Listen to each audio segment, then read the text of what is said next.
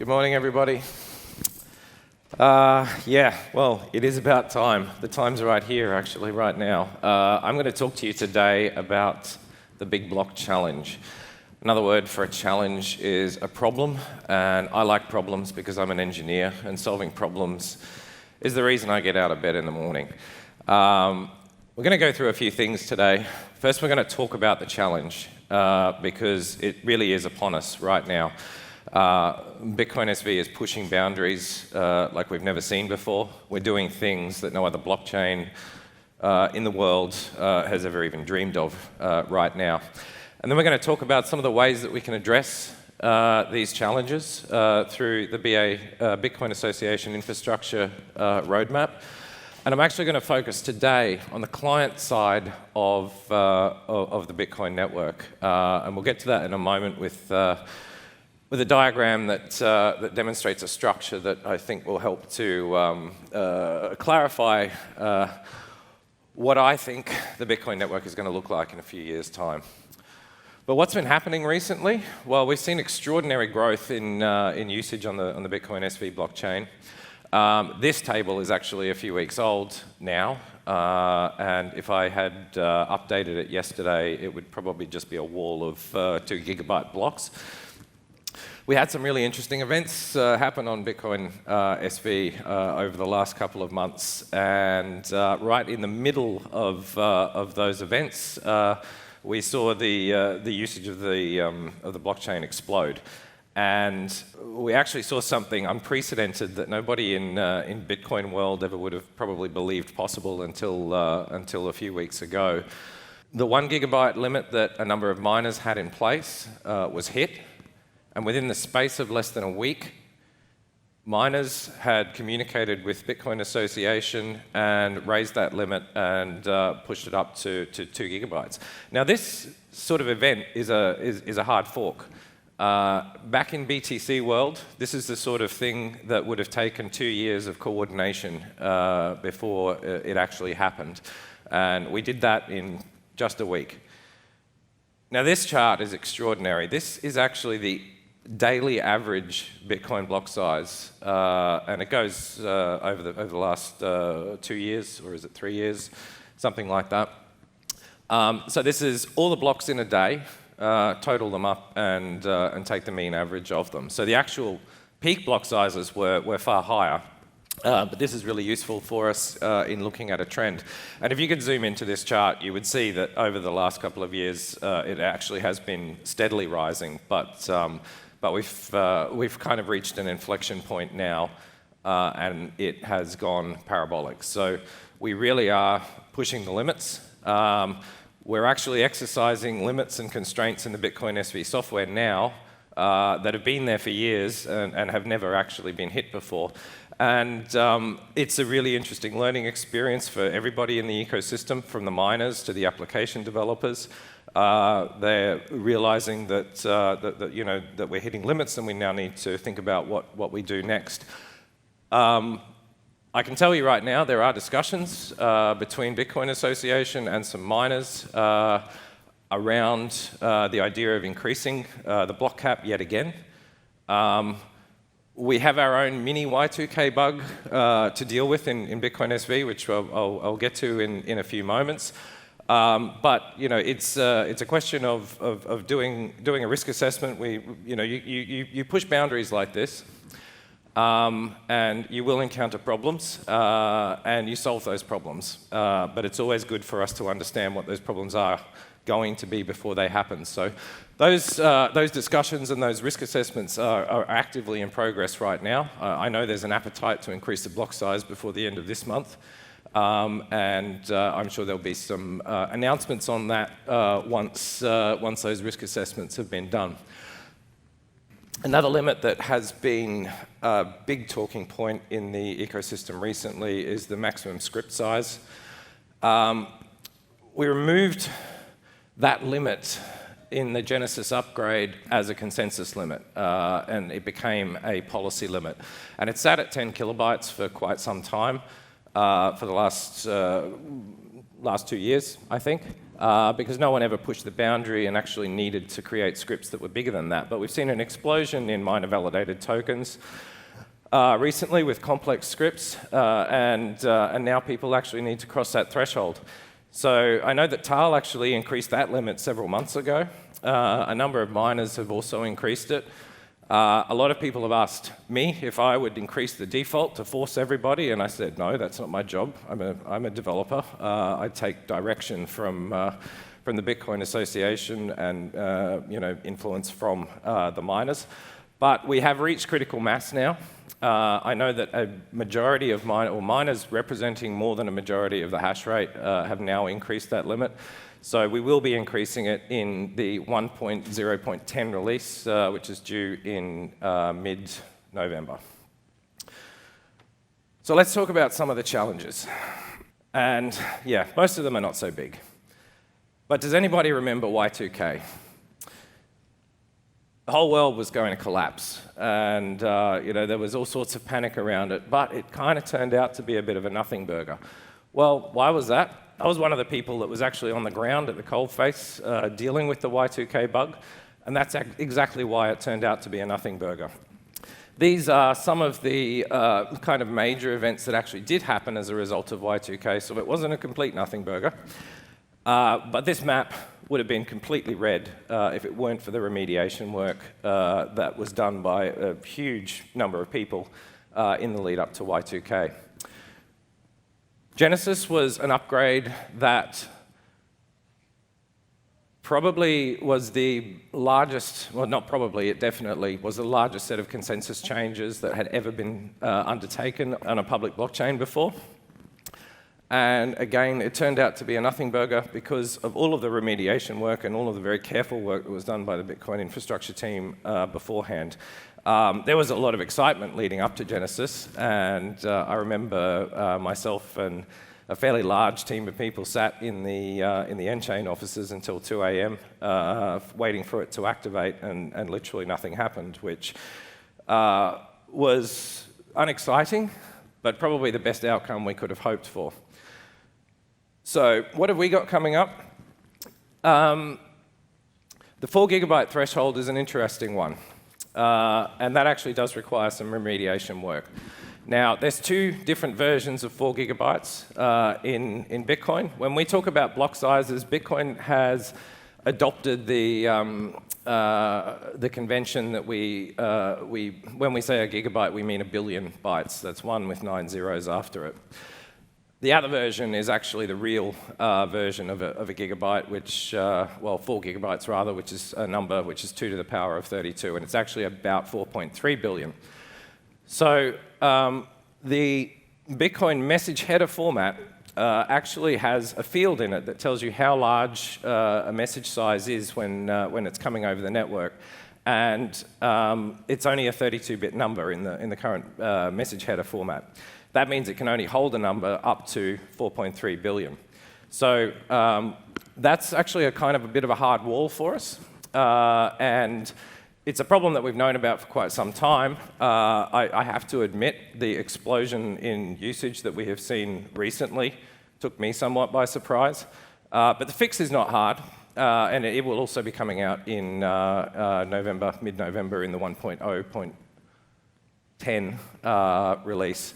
So that 4 gigabyte wall is going to topple at that point.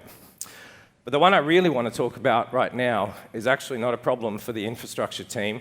It's a problem that everybody else in the ecosystem needs to start thinking about right now. Because if you're running a node, a Bitcoin node, as part of your technology stack, and you're not a miner, you really need to start thinking about changing your architecture now. Because as blocks are getting bigger, we're starting to see different pieces of software out in the ecosystem are starting to struggle. You've always been able to do things in the Bitcoin world, like loading an entire block into memory and processing it that way. It's a bit easier to do that than it is to paginate or stream blocks in memory and process them in that way.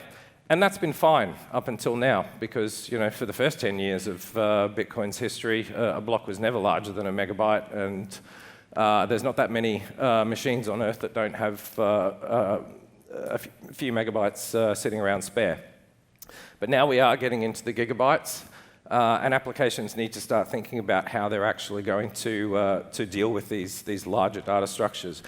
Fortunately, Bitcoin has a thing called SPV, which allows people to just deal with the parts of the Bitcoin blockchain that are relevant to them.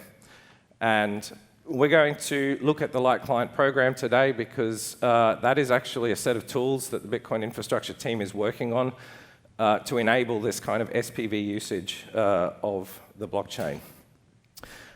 This is just a simple diagram of SPV illustrating that you can prove the existence of a transaction in the blockchain without actually needing to store the entire blockchain.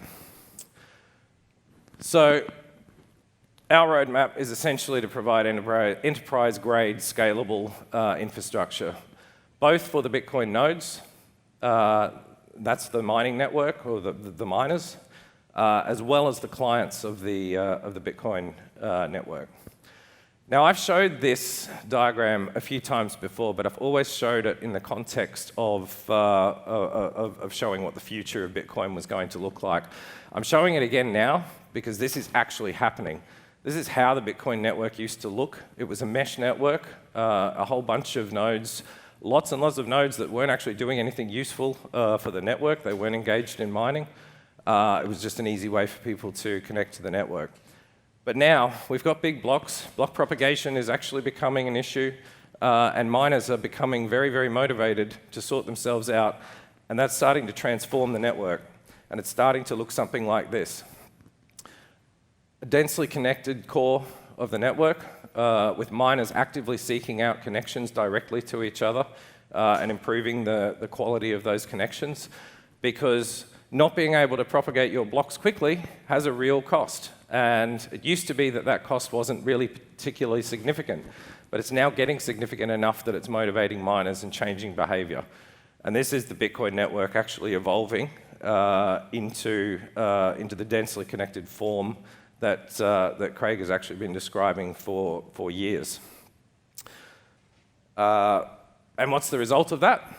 It's actually a better service. When you try to send transactions out onto a densely connected Bitcoin network, they propagate across the entire network in fractions of a second. And that means that things like zero-conf security and whatnot all work better. And scale just tends to solve a lot of problems. So this is a structure. This is probably the most important slide that I want to sort of get across today. This is kind of a structure of the Bitcoin network as it seems to be evolving. At the center, we have the peer network, which is the miners who are very densely connected to each other. And they are the core service providers of Bitcoin. Around the edge, connected to it, we have what I'm going to call a Bitcoin service layer. It's things like MAPI, Paymail, channels, peer channels, formerly known as SPV channels, but we renamed it because it was kind of confusing. And these are all services that Bitcoin clients can actually consume, and they enable basically the connectivity of the Bitcoin clients and the wallets, etc., into the rest of the network. They can, of course, connect directly to the peer network of miners, but it's usually more convenient for them to use that intermediary layer. So this is kind of how we structured the infrastructure program in the Bitcoin Bitcoin Association infrastructure team around these layers. We have infrastructure on the peer network, and that's Teranode, Bitcoin SV node, etc. And then we have the client-based services. So I just want to show you a little bit of a roadmap of what we're actually working on in the infrastructure team. You hear a lot about Teranode and Bitcoin SV node, but there's actually an awful lot more that's going on. So I will pause here because I know I'm not going to get away with this presentation without talking about Teranode. Last time we had a CoinGeek conference in Zurich, I did a demonstration. It was a proof of concept of a pipeline within the Teranode framework, and the concept that we were proving was that we could horizontally scale. That is, by increasing the amount of machines in a Teranode cluster, we could increase the throughput that Teranode cluster was capable of doing. And we demonstrated on stage 50,000 per second. I did some private demonstrations afterwards that were pushing the 100,000 per second mark. And of course, I'm not surprised, but I've had a few people asking me, oh, are you going to do 500,000 today? Are you going to do 1 million? Well, sometimes it's my job to be boring. 100,000, not bad. I definitely like to go 100 times more than that. But right now, we've got really big blocks happening on the Bitcoin network. And the most important thing for us right now is to actually get Teranode on the live network. So that is where my focus has been, and that's where my focus is going to be over the next couple of months, because we've already proven the concept that Teranode can scale. When we want to push bigger numbers, that will be easy. But right now, the focus is to get Teranode onto the network. And we will have Teranode out publicly in the first half of next year, and we're hoping to have the complete transition from the old Bitcoin SV node software to a fully Teranode-driven network by the end of 2022. On the Bitcoin node network, again, yeah, we have obviously Teranode is a huge focus for us. A Bitcoin network monitoring tool, which is probably something that you guys don't hear a lot about because it's just something that quietly runs in N-chain, but it's a tool that we have that sits and monitors the state of the network constantly. It allows us to gather a lot of intelligence about what's going on in the network and the behaviors of the network, etc. The MAPI is a key part of the infrastructure program because it's the gateway for the Bitcoin client services layer into the Bitcoin network, into the mining network. The SDN framework is becoming more and more important right now because the whole point of the SDN is to push the boundaries and provide an environment that looks like Bitcoin is probably going to look in a couple of years' time so that you can test your applications and services under load and know ahead of time that they're actually going to work as expected. The Bitcoin service layer, this is the part that should be most interesting to application developers. And it begins with the MAPI, which, as I said before, is the gateway into the mining side of the network. It includes services like Paymail, peer channels, and a Bitcoin SV headers client, which is actually released just a couple of days ago. The headers client enables real SPV, so it allows you to track the chain of Bitcoin block headers and prove inclusion of transactions in the Bitcoin network without having to download and deal with the entire blockchain. Coupled with the LiteClient program is actually a partnership with the Electrum SV team. They have produced a really awesome SDK, which allows you, as an application developer, to immediately, just with, it's a one click, essentially, set up an environment that actually contains a MAPI service, a miner ID service, a peer channel service, a Paymail service, and a headers client. And that means that all those services that you actually need to consume as a LiteClient user are there for you in a test environment. So they've done an awesome job in putting that SDK together. They originally did it for their own purposes, and when we found out what they were doing, we said to them, hey, would you mind adding some of these other services in, because that will make it really easy for people to start developing in the SPV way. And often overlooked, but probably one of the most important things, the key pillar of the LiteClient program is education. We need people to actually not only have access to these tools, but also to be able to learn how to use them. So we've got an extensive program of building developer documentation underway right now, and all of that eventually then feeds into the Bitcoin SV Academy, who've already put together quite a lot of really awesome courses to enable people to learn how Bitcoin SV infrastructure actually works. So I would expect that eventually we'll have not only a complete set of documentation for all of these tools that need to be used, but also live training courses. So these are some of the services that actually need to be provided in order to use Bitcoin. These aren't the only ways of doing it. There's other tools out there, but what we wanted to produce was a comprehensive set of tools that leave no gaps, essentially. There's no piece of functionality that you need that you can't get from the LiteClient program. So running through some of these, addressing and service location, how do I find you if I need to make a connection to you as a merchant or as somebody that I want to pay? Feature negotiation, sounds a bit boring, but it's a common thing. Most IT services need to understand what features the other counterparty provides. Secure and confidential communication. This is key to peers being able to operate in a peer-to-peer way. They need to be able to communicate to each other, they need to be able to find each other first, and they need to be able to do it securely. And peer channels is a key piece of infrastructure to enable that. Key exchange, chain verification, again, a critical one, section 7, or is it 8 of the white paper, SPV,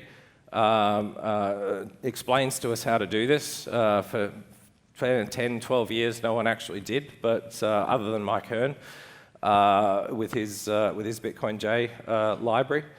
Double spend settlement notifications. This is essentially what allows you to transact on the Bitcoin network with confidence, knowing that a transaction is accepted by the network and isn't going to be reversed at a later time. Invoicing protocols, this is something that is being worked on through the TSC right now. Payment execution, spend notifications, and SPV validation, which is probably one of the most important bits of all. So there's a roadmap for all of this, and this is an example of a workflow between a customer and a merchant. It's here because it shows you how many actual steps are involved under the hood. When you're talking about a user experience, you want to boil this down to 1 or 2 steps, but what's actually happening under the hood is a whole lot more. And a lot of this workflow is actually being defined in various work groups in the Technical Standards Committee right now. And I bring this up because I actually want all of you application developers who are out there listening to please participate and get involved because we're defining workflows and ways of doing things that are going to endure for possibly a decade, maybe decades, maybe more. And we need to know what you actually need. So the Technical Standards Committee exists for exactly that purpose. It allows people to come together and share their requirements, I suppose, and develop a problem statement that is comprehensive and covers the problems that everybody needs to solve. And then a Technical Standards Committee working group can get to work on actually finding a solution to that problem that works for everybody. So these are just some quick roadmaps. In fact, this is a historical one, so I've run out of time. I'll skip over it a little bit. This is the kind of the history of the LiteClient program. It wasn't actually really a program, a cohesive program, until 6 months ago. We took a look back at some of the stuff that we've been doing and went, this stuff is actually all related.